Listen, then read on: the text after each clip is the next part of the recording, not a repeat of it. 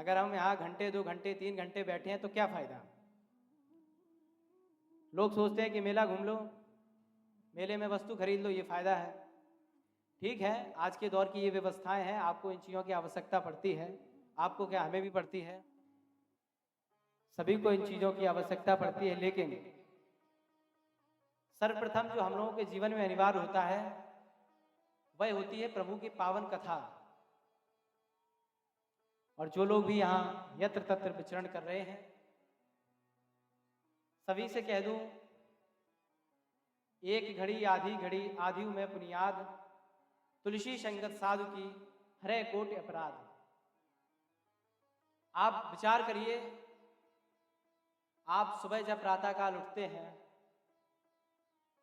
प्रातःकाल उठने से लेकर के रात्रि शयन तक जब आप सोते होंगे, उस समय तक आपने जाने कितने अच्छे काम किए होंगे, ना जाने कितने बुरे भी काम किए होंगे। और अगर अपने जीवन को प्रभु के चरणों में समर्पित करना चाहते हैं तो आज से एक नियम अपना लीजिए। अगर कहीं भी प्रभु की कथा हो, कहीं भी प्रभु का मंदिर हो, अगर आपके पास समय नहीं है बैठने का तो कम से कम एक बार मस्तक झुका करके वहां से निकलिए। लोगों के जीवन में समस्याएं इसीलिए होती हैं, अगर हमारे आपके जीवन में कुछ अच्छा हो जाए तो वो हमने किया, अगर कुछ काम बिगड़ जाए तो वो प्रभु ने किया। ये हम लोगों के जीवन की सबसे बड़ी समस्या है। आज हम लोग यहाँ बैठे हैं, कोई समस्या नहीं, लेकिन जब आप यहाँ से जाएं, आपने प्रभु की कथा छोड़ दी, आप यहाँ से गए, आपके साथ कुछ बुरा हो गया, आपने कहा क्या, हमने तो प्रभु की कथा सुनी थी, फिर भी हमारे साथ ये बुरा हो गया। हम लोगों के मन में जो है वो ऐसी धारणा बन गई है, अच्छा करते हैं वो हम करते हैं, जो खराब करते हैं वो ये जो पीछे बैठे हैं ये करते हैं। ये हम लोगों के मन की धारणा हो गई है। जब तक हमारे मन से ये बात नहीं निकलेगी, सब कुछ करने वाला वही है, अच्छा करने वाला भी वही है, बुरा करने वाला भी वही है। आपके साथ कुछ भी घटित होता है तो करने वाले केवल प्रभु होते हैं। कथा सुनने का फायदा यही होता है, आपके जो पूर्व के जो पुण्य है उनको बढ़ाया जाता है और जो पाप है उनको घटाया जाता है। लोग कहते हैं कथा सुनने का क्या फायदा। मैं आपको बताऊं, जैसे आपको सुबह कहीं जल्दी जाना हो, आप रात को सोने वाले हों, तो आपने अपना मोबाइल उठाया, उसमें अलार्म सेट किया, सुबह 5 बजे का 6 बजे का, रात में 9 बजे आपने 5-6 बजे का अलार्म सेट किया। आप अगर उस समय ये सोचें कि अलार्म रात में 9 बजे बजे, सुबह 5 बजे वाला, तो नहीं बजेगा। लेकिन जब अलार्म बजने का समय आएगा तो वह बिना बजे रहेगा नहीं। ऐसे ही प्रभु की कथा होती है कि जब प्रभु को आपके ऊपर कृपा करनी होगी, आप चाहें कि अभी कथा का फल मिल जाए, नहीं मिलेगा, लेकिन जब उसका जो समय आएगा, जो उसका समय निर्धारित हुआ होगा, उस समय आपको प्रभु की कथा, प्रभु की कृपा, प्रभु का सानिध्य अवश्य आपको मिलेगा। ऐसे ही कृपा का अनुभव करते हुए कथा में प्रवेश करें। यहाँ इतने लोग बैठे हैं, सभी के मन में कथा भाव नहीं होगा, ये भी निश्चित है। कुछ लोग इसलिए आते हैं देखें पंडित जी कैसे हैं, कुछ लोग इसलिए आते हैं देखें पंडित जी कैसे हैं, और कुछ लोग इसलिए आते हैं कि वह कथा किस तरह कहते हैं। यहाँ 150 जितने भी लोग बैठे हैं, निश्चित नहीं है कि आप लोग कथा ही सुनने आए हों। किसी के मन में ये होगा कि कथा किस तरह कह रहे हैं, कहीं गलती निकले। लोग बैठे हों गलती निकालने के लिए, कुछ लोग इसलिए आए होंगे देखिए व्यवस्थाएं कैसी हैं।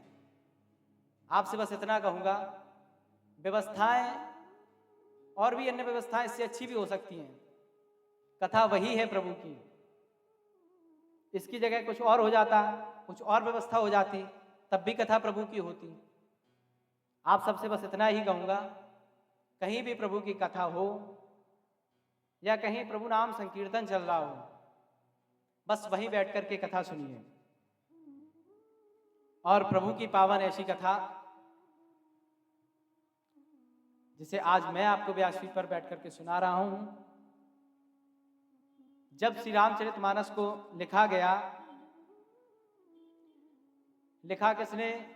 गोस्वामी श्री तुलसीदास जी महाराज। ये हम सभी लोग जानते हैं कि गोस्वामी तुलसीदास जी महाराज ने रामचरितमानस ग्रंथ लिखा, लेकिन उससे पूर्व जानकारी किसको थी?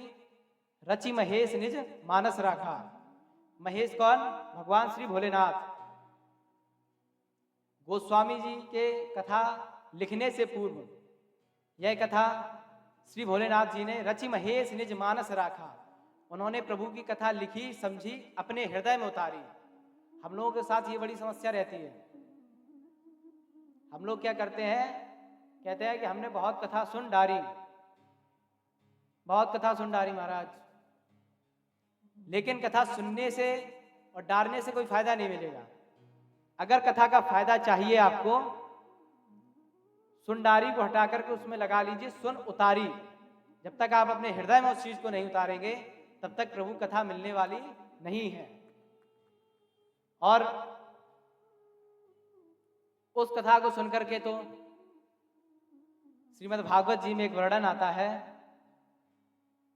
आत्मदेव नाम के एक राजा थे, ब्राह्मण थे, उनको कोई संतान नहीं थी। उनकी पत्नी का नाम धुंधली था। धुंधली का अर्थ आपको बताऊं, अभी जैसे दिन है तो आपको सब कुछ दिख रहा है, रात हो जाए आपको कुछ नहीं दिखेगा, लेकिन जो दिन समाप्त होने पर रात प्रारंभ होने से पूर्व जो धुंधलापन होता है, और इस समय तो कोहरा ही चल रहा है, कोहरा के मैं बताना ही जरूरी नहीं है। कोहरे में जो धुंध सी रहती है, धुंध में आदमी को असमंजस रहता है, ऐसी ही धुंधली थी। किसी भी चीज पर पूर्णता भरोसा नहीं, हर जगह असमंजस, हर जगह शंका बनी रहती थी। उनको कोई संतान नहीं थी, तो वह एक बार आत्मदेव जी बड़े ही दुखी हो गए कि प्रभु कृपा से जीवन में सब कुछ मिला है। द्वितीय एवं भास्करा इतने ज्ञानी थे, उनको ज्ञान का दूसरा सूर्य बताया गया, फिर भी दुखी हैं। क्यों? क्योंकि जीवन में शांति नहीं है। हर चीज है उनके पास, प्रभु की कृपा है, धन वैभव संपदा सब कुछ है नहीं तो क्या? केवल संतान, संतान के लिए दुखी बैठे रहते हैं। एक दिन उन्होंने घर छोड़ दिया, जंगल में जाकर के रोने लगे। कहीं भगवान नहीं होते हैं, अगर भगवान होते तो हमें क्या एक पुत्र नहीं दे सकते थे? जो इतने ज्ञानी होकर के भी पुत्र के लिए रो रहे हैं, तो हम और आप तो कुछ भी नहीं है। जाकर के आत्मदेव जी जंगल में बैठे हैं, बस आंखों में आंसू और रोते जा रहे हैं। प्रभु ने सब कुछ दिया है, प्रभु ने सब कुछ दिया है, बस एक पुत्र नहीं दिया है। अगर प्रभु पुत्र दे देते तो मेरे जीवन में सभी शांति हो जाती। वहां से एक संत जी गुजरे। संत जी ने देखा कि कोई वन में आकर के प्रभु के लिए रो रहा है।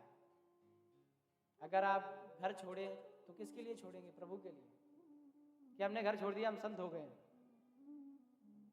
लेकिन आजकल समस्या ये रहती है हम लोगों के साथ कि हम लोग, ठीक है कि आपने भगवा वस्त्र धारण कर लिए, आपने संत का रूप धारण कर लिया, लेकिन संत रूप धारण करने से संत आचरण नहीं आएंगे। अगर आप अपने जीवन में संतों के आचरण लाना चाहते हैं, संतों की विचारधारा लाना चाहते हैं, तो आपको कुछ नहीं करना है। बस जैसे ये कथा चल रही है, वैसे ही किसी कथा में जाकर के बैठ जाइए, प्रभु की कथा सुनिए। और संतों का आशीर्वाद तो ऐसा है, जब उन संत ने आत्मदेव जी को समझाया पुत्र होने ना होने से कुछ नहीं होता है। राजा सगर के 60,000 पुत्र थे, फिर भी कुछ नहीं हुआ, लास्ट में पुत्रों से ही मरना पड़ा। इसीलिए पुत्रों के होने ना होने से कुछ नहीं होता है। अगर इनकी कृपा होगी तो पुत्र प्राप्ति भी हो जाएगी और शांति प्राप्ति भी हो जाएगी, आपके जीवन में शांति भी आ जाएगी। और हम लोगों के कहीं ना कहीं ये भाग्य ही है कि यह मकर संक्रांति का पावन व्रत और इस मकर संक्रांति के पावन त्योहार में बैठ करके, अच्छा मकर संक्रांति का त्योहार किस लिए मनाया जाता है, किस लिए मनाया जाता है? लेकिन आज हम लोगों के साथ एक समस्या हो गई। हम लोग सोचते हैं कि मंगोड़े बना लो, मकर संक्रांति बन गई। लेकिन ठीक है, आप मंगोड़े बनाइए, खाइए खिलाइए, मंगोड़े के साथ साथ दान करिए, पुण्य करिए, किसी संत को, किसी ब्राह्मण को, अपने मान्य को। उसमें यह वर्णन नहीं आया है कि आपको यही दान करना है। आपका जो भाव बन सके, जो आप पर श्रद्धा हो। भाव के भूखे हैं भगवान, भगत के वश में है भगवान, भगत बिना ये कुछ भी नहीं है, भगत है इनकी जान, भक्त के वश में है भगवान। आप एक बार प्रभु की ओर बढ़िए तो वह तो आपके लिए बैठे ही हैं। और हम लोगों के ऊपर यह प्रभु की कृपा है। मकर संक्रांति के इस पावन त्योहार के साथ साथ भगवान की कथा भी हम और आपको मिली है। ऐसी भगवान की कथा में प्रवेश करें। भास्करस्य यथा तेजो मकरस्थस्य वर्धते तथैव भवतां तेजो वर्धतामिति कामये, वर्धतामिति कामये। यह जो मकर संक्रांति का पावन त्योहार है, इसका सिर्फ उद्देश्य यही होता है, भास्करस्य यथा तेजो मकरस्थस्य वर्धते तथैव भवतां तेजो वर्धतामिति कामये। जिस प्रकार मकर एक राशि होती है, यहाँ इतने लोग बैठे हैं, किसी ना किसी की तो मकर राशि होगी ही। मकर राशि में सूर्य प्रवेश करने वाले होते हैं और सूर्य का जो तेज होता है, आज से सर्दी थोड़ा कम होना हो जाएगी, क्योंकि सूर्य का प्रकाश, सूर्य का तेज बढ़ना प्रारंभ हो जाएगा। सूर्य मकर राशि में प्रवेश करते हैं, इसीलिए मकर संक्रांति मनाई जाती है। लेकिन आजकल हम लोगों ने तो उसका, आप लोग इतने लोग बैठे हैं, आप सभी लोग घर से ही आए होंगे, आप अपने हृदय में, अपने मन से सोच करके ये बताइए, क्या आपने हकीकत में मकर संक्रांति मनाई है? अगर कोई भी यहाँ पर कह दे कि आप 2, 4, 10 लोगों को छोड़ करके कौन यहाँ पर दान पुण्य धर्म प्रभु की पूजा करके आए हैं? जितने लोग करके आए हो एक बार हाथ। इसका क्या कारण है? तो भगवान भोलेनाथ से बोले, महेश तब ज्ञानी मूढ़ न कोई, जेहि जस रघुपति करहि जब, सो तस तेहि छन होय। कहूँ राम गुण गाथ भरद्वाज सादर सुनो, भवभंजन रघुनाथ भजो, तुलसी तजमान मद।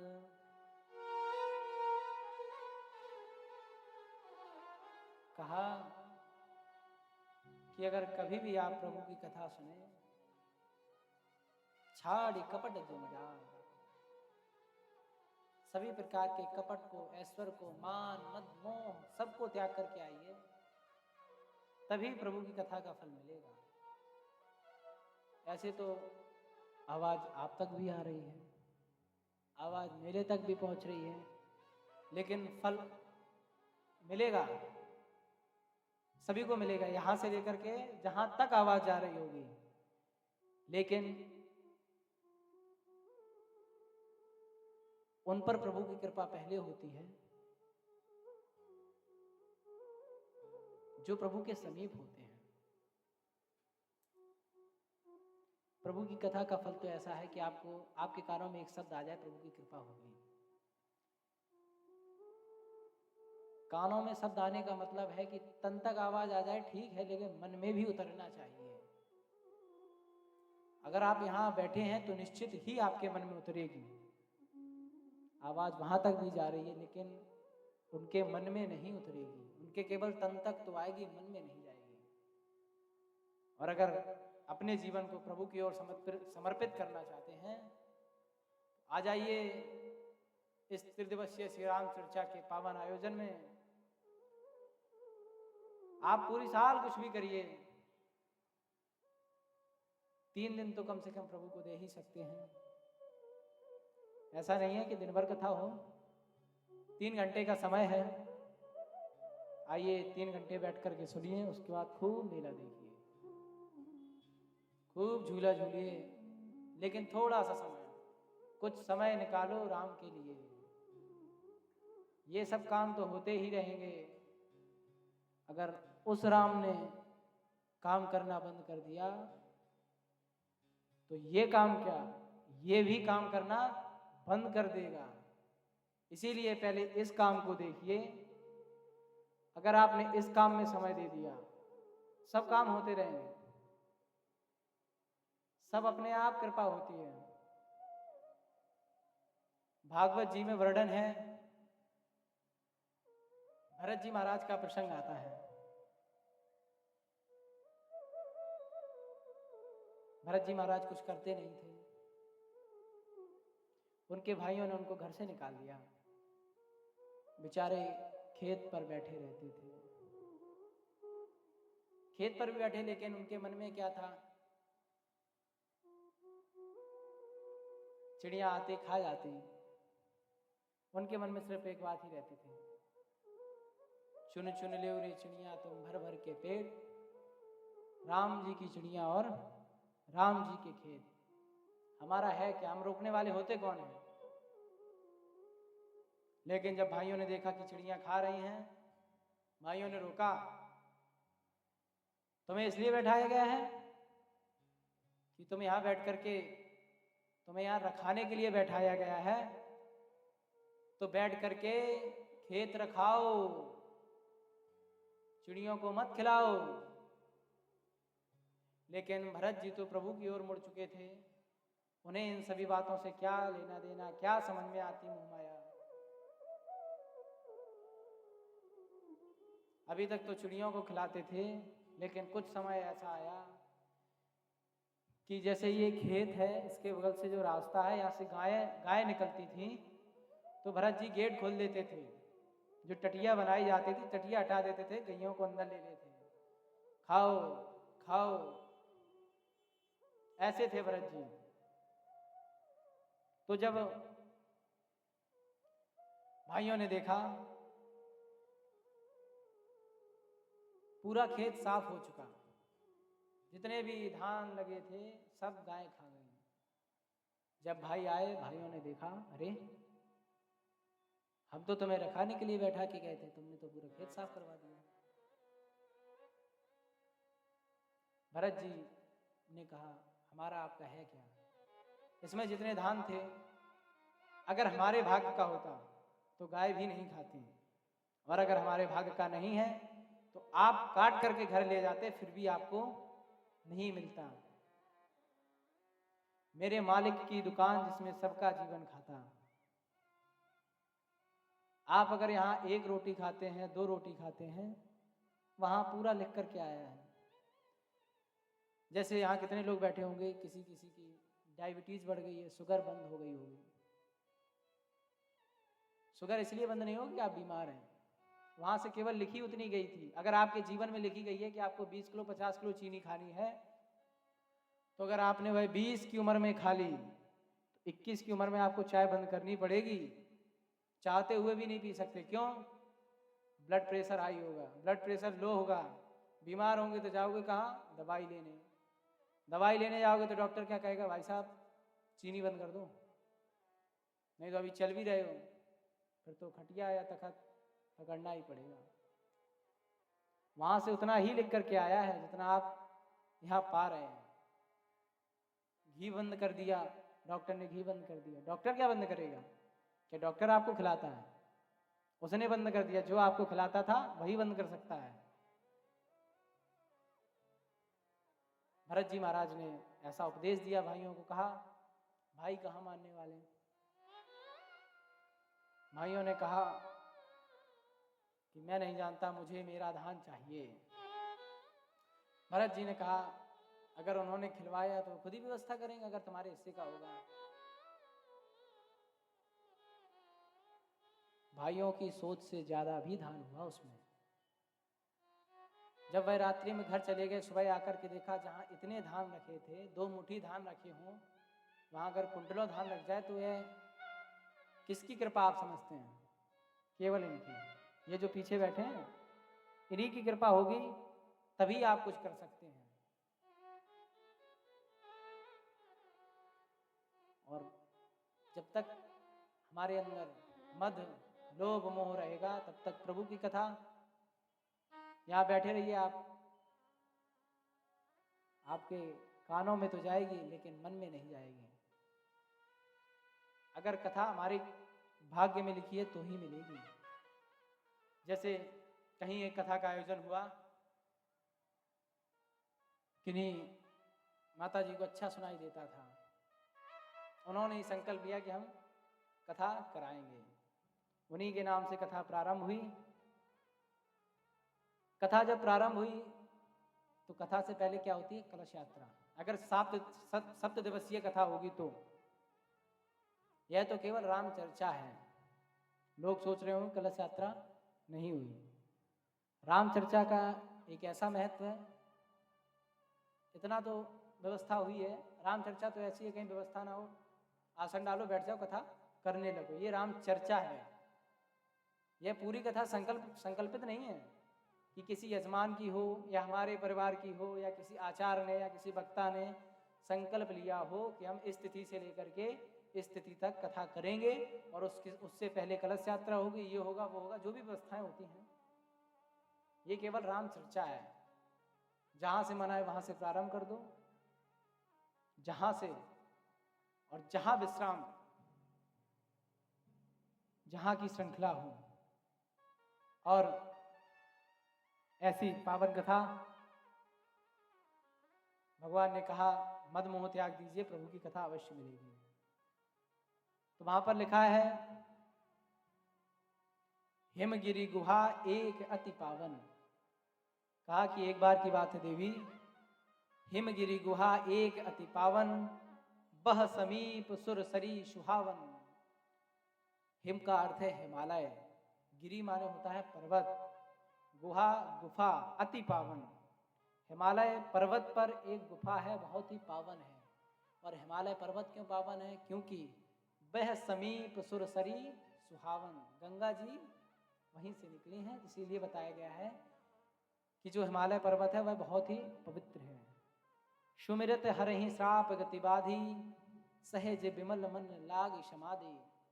नारद जी वहां पहुंचे, उस गुफा में बैठ करके प्रभु का भजन करने लगे। बस राम राम रटते रहते हैं, ऐसी प्रभु की कथा सुनते हैं, प्रभु का भजन करते हैं। जब उन्होंने काम क्रोध मद लोभ मोह सब पर विजय प्राप्त कर ली, जब सब आए, अच्छा आपको बताऊं, अगर आप प्रभु की ओर बढ़ेंगे तो सबसे पहले आपके पास मोह आएगा। आपका कोई बेटा कुछ भी बन जाए, चोर डकैत कुछ भी बन जाए, अगर संत बनने लगे तो लोग कहते हैं क्या बनने लगे। मोह आपके पास सबसे पहले आएगा, बेटा ये खेती ले लो लेकिन संत ना बनो। नारद जी के पास भी मोह आया, लेकिन उन्होंने सब पर विजय प्राप्त कर ली। लिखा गया है, सर पर सीताराम फिकर फिर क्या करना, सर पर सीताराम फिकर फिर क्या,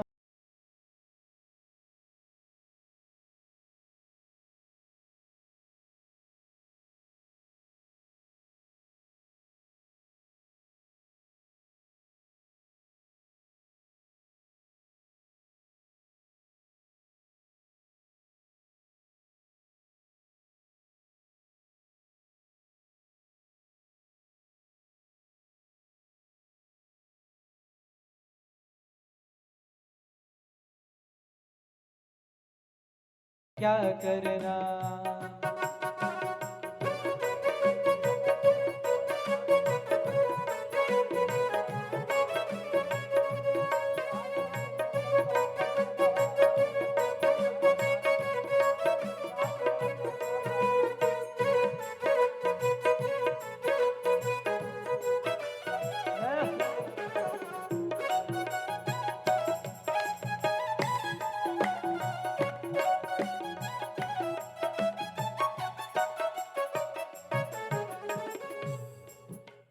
सिर पर सीताराम फिकर फिर क्या करना, सिर पर सीताराम फिकर फिर क्या करना। लिखा गया है, तेरे बिगड़े बनेंगे काम फिकर फिर क्या करना, तेरे बिगड़ बनेंगे काम फिकर फिर क्या करना। मेरे सर पर सीताराम फिकर फिर क्या करना, मेरे सर पर सीताराम फिकर फिर क्या करना। फिकर फिर क्या करना, फिकर फिर क्या करना, ओ फिकर फिर क्या करना, फिकर फिर क्या करना। सिर पर सीताराम फिकर फिर क्या करना। सर सीताराम फिकर फिर क्या करना, सिर पर सीताराम फिकर फिर क्या करना। फिर क्या करना, फिकर फिर क्या करना, फिकर फिर क्या करना, फिकर फिर क्या करना। सर पर सीताराम फिकर फिर क्या करना। जिसके ऊपर अगर सीताराम जी महाराज की कृपा हो जाए उसे फिर किस बात की चिंता। हमारे साथ हैं रघुनाथ तो किस बात की चिंता, शरण में रख दिया जब माथ तो किस बात की चिंता। न खाने की न पीने की न मरने की न जीने की, हमें हर वक्त रखनी है हरि गुणगान की चिंता। अगर प्रभु के भजनों की चिंता हो जाए अवश्य बेड़ा पार होगा। तो जब नारद जी ने अपनी तपस्या पूर्ण की उसके बाद तब कहाँ पहुंचे, तब नारद गवने शिव पाही, जिता काम अहमति मन माही। मार चरित शंकर ही सुनाए, अति प्रिय जान महेश सिखाए। तब नारद गवने शिव पाही, कहाँ गए, शिव जी के पास पहुंचे नारद जी, और जाकर के अपने काम क्रोध मद लोभ पर जो विजय प्राप्त की थी सब जाकर के व्याख्यान उसका कर दिया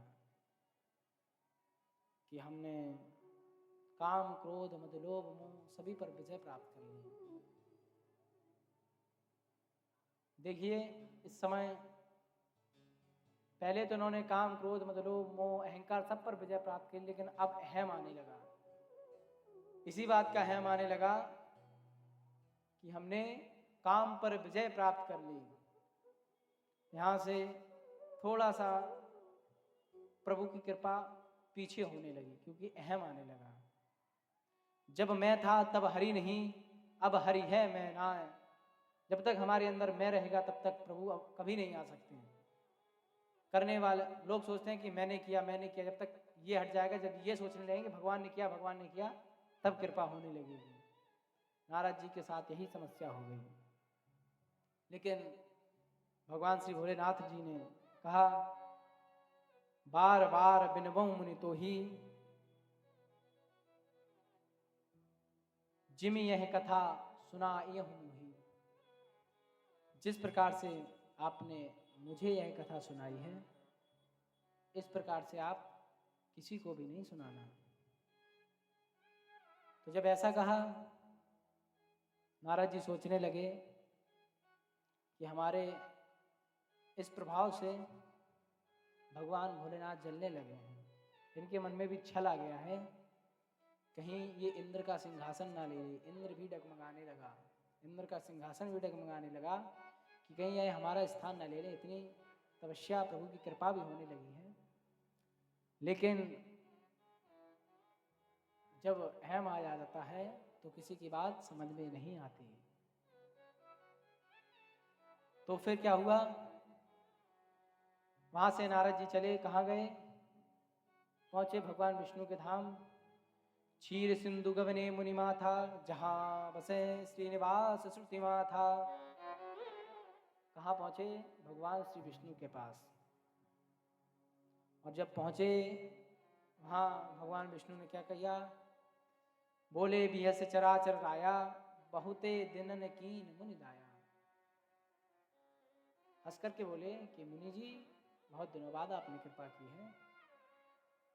कहीं विद आगमन भा तुम्हारा, किस कारण से आगमन है आपका, किस कारण से आप आए हैं, आने का कारण बताइए। नारद जी ने बताया कि हमने काम पर विजय प्राप्त कर ली और हम शिव जी के पास होकर के आए हैं। शिव जी के पास होकर के आए हैं। तो भगवान विष्णु ने कहा, हमें पता चला कि आपने काम पर विजय प्राप्त कर ली। अब तो अपने बराबर पे जब प्रभु ने बैठाया, काम चरित नारद सब भासे, यद्यपि प्रथम बरज शिव राखे। अति प्रचंड रघुपति के माया, जे ही न मोह असको जग माया। ऐसी है प्रभु की माया। पहले काम पर विजय प्राप्त करी और उसके बाद उसी काम को नारद जी के पास भेज दिया। जब अहम आ गया, जैसे हम लोगों को अहम आ जाता है कि हम कर रहे हैं, तभी हम लोगों के काम बिगड़ते हैं। नारद जी के भी अंदर आ गया कि हम कर रहे हैं, इसीलिए प्रभु ने ऐसा किया। अति प्रचंड रघुपति के माया, जेहि न मोह असको जग माया। और नारद जी वहां से चले, अहंकार भरा हुआ है। वहां से चलने के बाद नारद जी कहां पहुंचे, तब नारद हरिपद सिरनाई, चले हृदय अहमति अधिकाई। पहुंचे बृचो मग महु नगर तिहि, सत जोजन विस्तार। श्रीनिवासपुर ते अधिक, रचना विविध प्रकार। इधर प्रभु ने, जब नारद जी वहां से चले तो प्रभु ने एक माया नगरी बनाई। जहां पर जब वहां पर पहुंचे, देखा क्या, करई स्वयंवर सो नृप बाला, आए तहां अगणित महिपाला।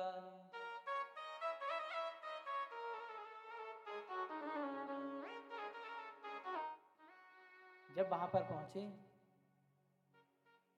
यहां से नारद जी का मोह प्रारंभ होता है।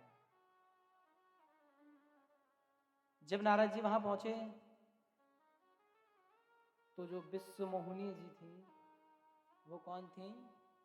माता लक्ष्मी जी का अवतार।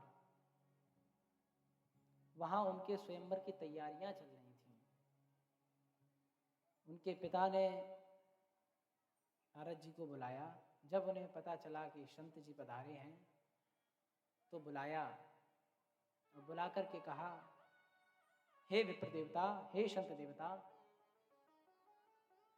आप हमारी पुत्री का हाथ देकर के ये बताइए कि इसका विवाह किसके साथ होगा और जिसको वरण किया जाएगा वह कैसा होगा। तो जब नारद जी ने विश्वमोहिनी जी का हाथ देखा, अब क्या था, मोह चढ़ गया था। तो जब मोह आ गया, मोह के वशीभूत होकर के उन्होंने जब हाथ को देखा तो वो हाथ में लिखा था कि जिसके साथ इस कन्या का वरण होगा वह पहले से ही ऐसा होगा जिसको कोई जीत नहीं सकता। देख रूप मुनि बिरति बिसारी, बड़ी बार लगी रहे निहारी। लक्षण तास विलोक भुलाने, हृदय हरस नहीं प्रकट बखाने। कहा कि राजन, इस पुत्री का जिसके साथ विवाह होगा उसको कोई जीत नहीं सकता है। तीनों लोगों की संपदा उसके पास होगी। था क्या जिसके साथ होगा, लेकिन नारद जी ने क्या समझा, जिसके साथ विवाह होगा वह हो जाएगा। सभी लोग जिसको देख करके सभी लोग मोहित हो जाएं, विश्व मोहित करने वाले। नारद जी भी विश्व मोहित हो गए और सोचने लगे। कहा कि प्रभु के पास जाएं और प्रभु से अनुरूप स्वरूप मांग करके जिससे मुझे कन्या विवाही जाए, ऐसा स्वरूप मांगूंगा तो अवश्य यह कन्या मेरे साथ वरण कर दी जाएगी। कहा, करो जाए सोई जतन विचारी, जही प्रकार मुहि बरे कुमारी। जप तप कछु न होए तेहि काला, हे विधि मिलई कवन विधि बाला। कुछ ऐसा करूं कि जिससे मेरा वरण इस कन्या के साथ हो जाए। ऐसा मोह फैला, इसीलिए लिखा गया है, ये माया तेरी। लिखा गया है परम पूज्य सदगुरुदेव गोलोकवासी ब्रह्मलीन स्वामी श्री राजेश्वरानंद सदगुरुदेव भगवान का यह पद है, ये माया तेरी बहुत कठिन है राम। ये माया तेरी बहुत कठिन है राम। ये माया तेरी बहुत कठिन, ये माया तेरी बहुत कठिन है राम। तेरी बहुत कठिन है।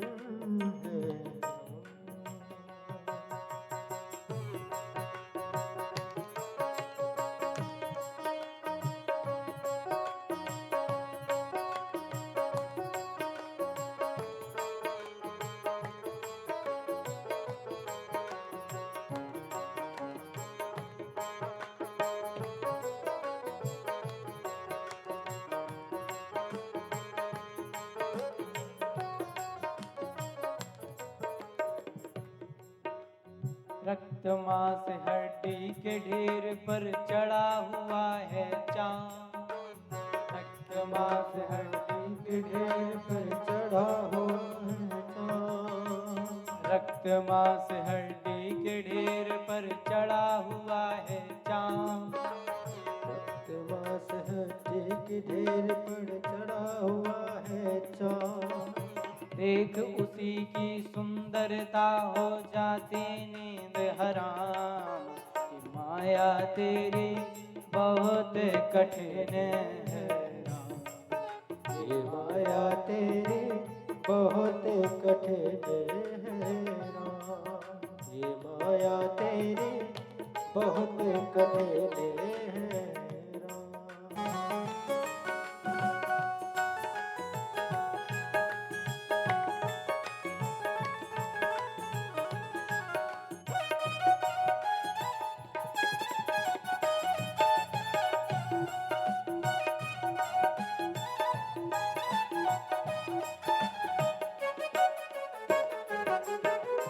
मृत्यु देखता है औरों की रोज सवेरे शाम। मृत्यु देखता है औरों की रोज सवेरे शाम। मृत्यु देखता है औरों की रोज सवेरे शाम। मृत्यु देखता है औरों के रोज सवेरे शाम।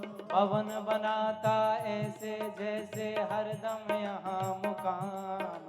माया तेरी बहुत कठिन है राम। ये माया तेरी बहुत कठिन है राम। ये माया तेरी बहुत कठिन है राम।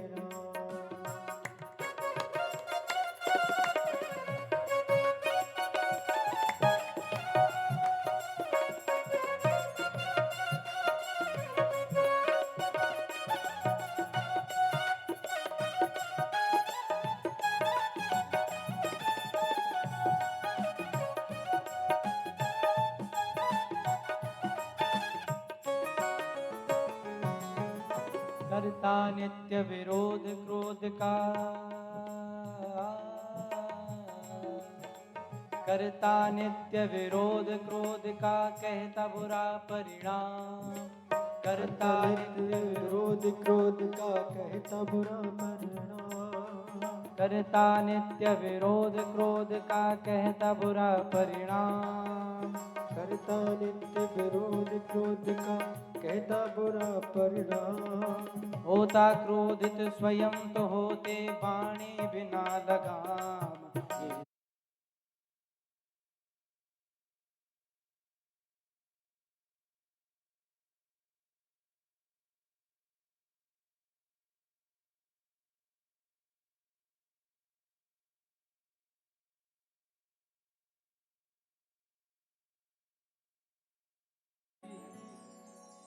प्रभु की माया, ये माया तेरी बहुत कठिन है राम। ऐसी प्रभु की माया, जिस माया में नारद जी जैसे संत फंस सकते हैं, तो हम और आप हैं क्या? जिन्होंने काम क्रोध मद लोभ सभी पर विजय प्राप्त कर ली, वह भी फंस गए हैं, तो हम और आपकी हस्ती ही क्या है? नारद जी पहुंचे प्रभु के पास। पहुंचे, कहा आपन रूप देहु प्रभु मोहि, आन भांति नहीं पावों होहि। कहा जेहि विधिनाथ पहुंचे, कहा अपना रूप दे दो। प्रभु ने कहा क्या चाहिए? बोले जेहि विधिनाथ होई हित मुरा, करहु सुवेग दास मैं तोरा। जिस प्रकार से मेरा हित हो वैसा करिए, मैं तो आपका दास हूं। नारद जी की ऐसी वाणी सुनकर के प्रभु ने कहा निज माया बल देखी विशाला, ये हंसी बोले दीन दयाला।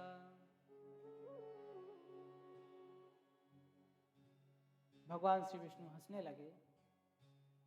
कहा जाओ ऐसा ही होगा। वहां से जब चले गए, कहा गवने तुरत तहां ऋषि राय, ऋषि राय जहां स्वयंवर भूमि बनाए।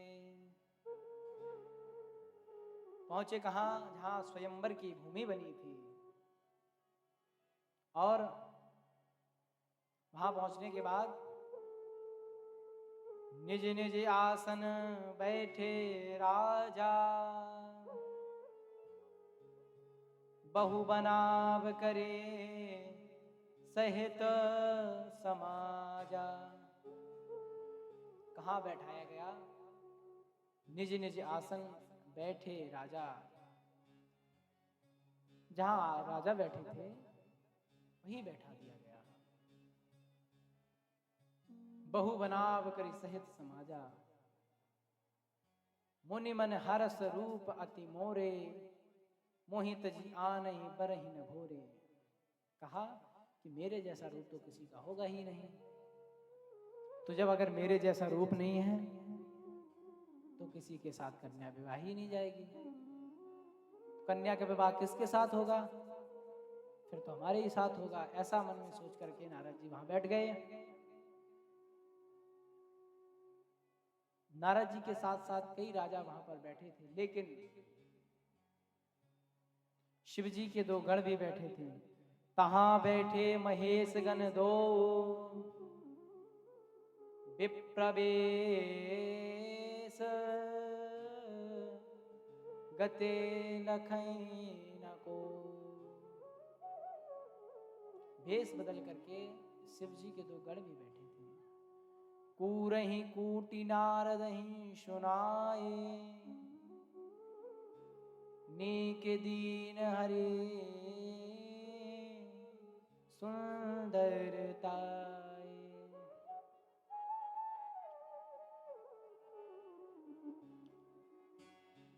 देखा कि कन्या वरमाला लेकर के इस तरफ नारद जी बैठे हैं और इस तरफ कन्या निकली है।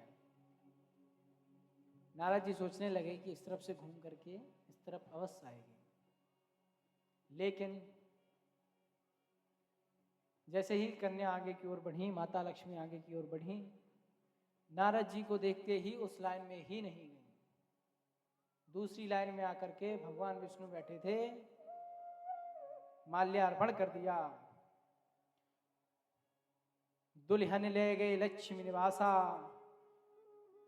नृप समाज सब भयउ निराशा। पहुंच गए, भगवान श्री विष्णु लेकर के चले गए।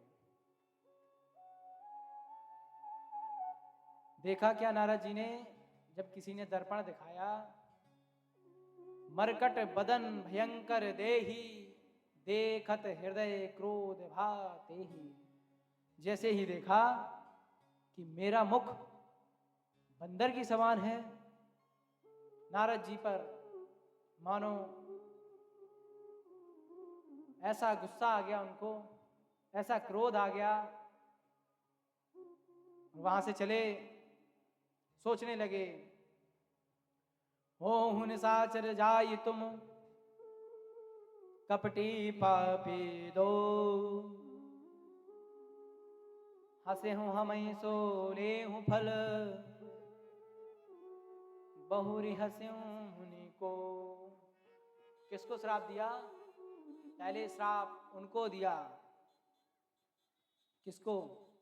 जो शिव जी के 2 गण आए थे उनको श्राप दिया। और फिर वहां से चले, सोचने लगे, दे हूं श्राप की मारी हूं जाए, जगत मोर उपहास कराए।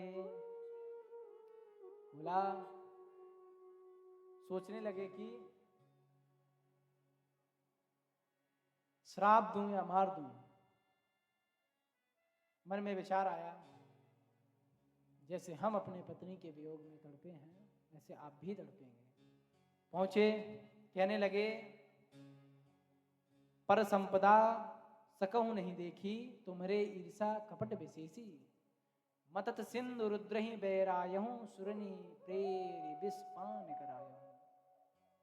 कहा, परम स्वतंत्र न सर पे कोई, भावई मनई करो तुम सोई। परम स्वतंत्र अपने आप को समझते हो, कोई नहीं है तुम्हारे ऊपर, तो इसका मतलब क्या है कि जिसके मन आए उसके साथ वैसा करो। आज नारद के साथ पाला पड़ा है, भले ही मंद मंदे ही बल करहूँ, विस्मय हरस नहीं कछु धरहूँ, डह की परिचयों सब काहू, अति असंक मन सदा उछाहू। दे दिया श्राप कपिया कृति तुम कीन हमारी, करही की इस सहाय तुम्हारी। जाओ बंच हुई जवनी धरी देहा, सोई तनु धरहूँ श्राप मम एहा। जाओ मनुष्य तन धारण करो, जैसे मैं अपनी पत्नी के वियोग में तड़प रहा हूं, वैसे आप भी पत्नी के वियोग में तड़पेंगे। प्रभु तो करुणा निधान है, श्राप मिले या आशीर्वाद सभी को धारण करने वाले हैं। ऐसा कौन हो सकता है जिसको अगर माला मिल रही हो, दक्षिणा मिल रही हो, मिठाई मिल रही हो, भोग मिल रहे हो, और उसको अगर श्राप मिल जाए तो वह उतना ही खुश रहेगा क्या? ऐसे केवल कौन है? हमारे भगवान श्री राम करुणा निधान। इसीलिए इनका नाम ऐसे ही करुणा निधान नहीं पड़ा है। जब उनको श्राप मिला, श्राप शीस धरि हर सिंह, प्रभु बहु बिनती कीन।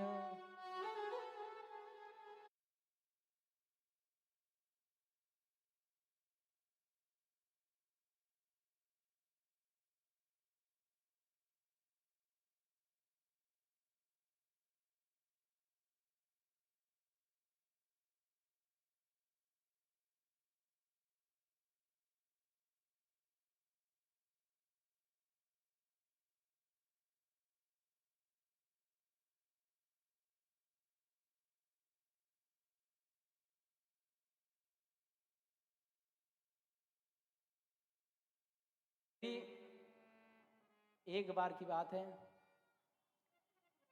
एक बार भूपत मन माही, भय गिलानि मोरहि सुत नाही। उनके मन में गिलानी हुई कि मेरे कोई पुत्र नहीं है, सब कुछ है बस पुत्र नहीं है। गए कहाँ? तो गुरु गृह गयऊं तुरत मही पाला, चरण लाग कर विनय विशाला। कहा कि देवी, दशरथ जी को जब मन में शंका हुई कि मेरे कोई पुत्र नहीं है, तो गए कहाँ? गुरु गृह गयऊं तुरत मही पाला। गए प्रभु के यहाँ, चरण लाग कर दीन दयाला। गुरु की कृपा तो ऐसी है कि जब दशरथ जी के यहाँ एक नहीं चार पुत्रों का जन्म हो सकता है, तो अगर गुरुदेव की कृपा हो जाए तो अपने साथ भी जन्म में क्या क्या हो सकता है।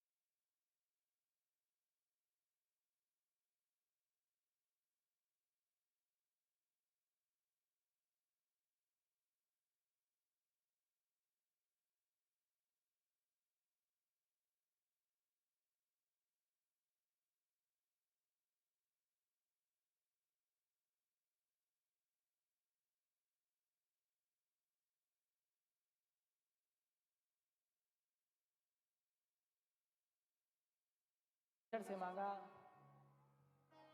तो उन्होंने कहा आप जो दे सकें, प्रभु कृपा मिल जाए, राम कथा, तो उन्होंने उनके लिए भी तथास्तु कहा है। ऐसे तीनों लोगों को जब वरदान मिले, रावण, कुंभकर्ण और विभीषण जी को जब वरदान मिला, तो रावण अपना काम, राक्षसों का काम क्या होता है? वध करना, अत्याचार करना। एक बार कुबेर पर धावा, पुष्पक विमान जीत ले आवा। एक बार कुबेर पर धावा दे दिया और पुष्पक विमान जीत लाया। अत्याचार करने लगा, कुंभकर्ण 6 महीने सोता है और जिस दिन उठता है उसी दिन आदि सृष्टि खा जाता है। और विभीषण जी बस राम राम राम राम रटते रहते हैं। और राम राम रटने का ही यह फल है कि प्रभु ने उनको स्वयं आकर के सिंहासन दिया है लंका का। ऐसी होती है प्रभु की कृपा। जैसे यहाँ विभीषण जी जिमि दसनन महु जीव विचारी, जैसे इतने दांतों के बीच एक जीव रहती है। जब हनुमान जी लंका पहुंचे तो देखा मंदिर मंदिर प्रतिकर शोधा, देखे जहां तहां अगणित जोधा। देखा कि अन्य घरों में लड़ाई हो रही है, मारकूट हो रही है, लेकिन एक घर एक केवल ऐसा है, राम नाम अंकित अति सुंदर, जहां पर राम नाम लिखा हुआ है। एक क्षण को तो हनुमान जी भी सोचने लगे कि यह कौन हो सकता है जो इतने लोगों के बीच में, इतने राक्षसों के बीच में रह करके भी प्रभु का नाम गा रहा है। जैसे यहां विभीषण जी प्रभु का नाम गा रहे हैं, ऐसे ही माता सबरी का भी प्रसंग आता है।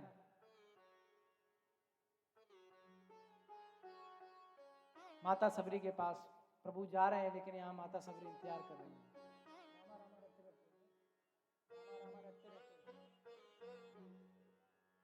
यहां बस माता सबरी राम राम रटती रहती हैं। रामा रामा रटते रटते बीती रे उमरिया।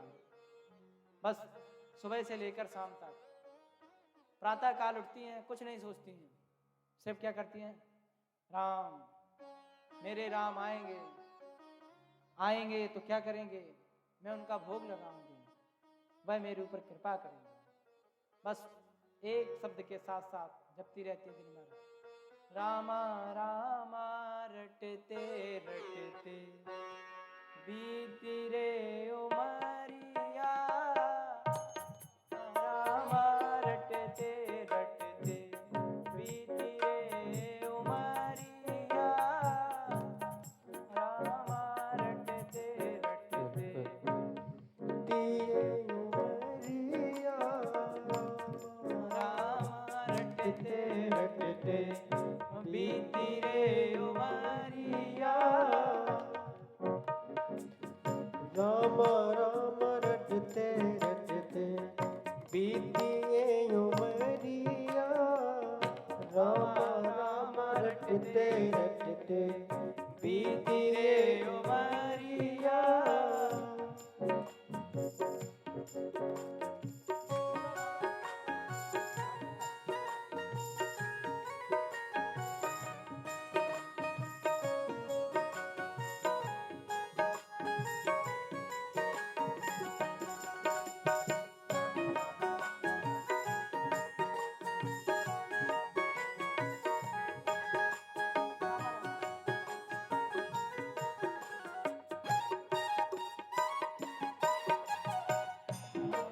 राम रटते रटते बीती उमरिया। राम राम रटते रटते बीती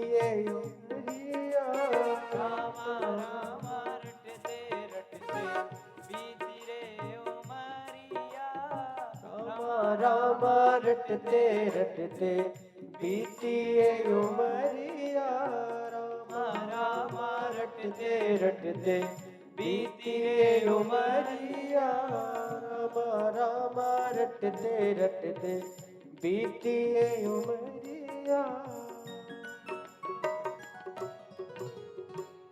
बस रामा रामा रटते रटते बीती रे उमरिया।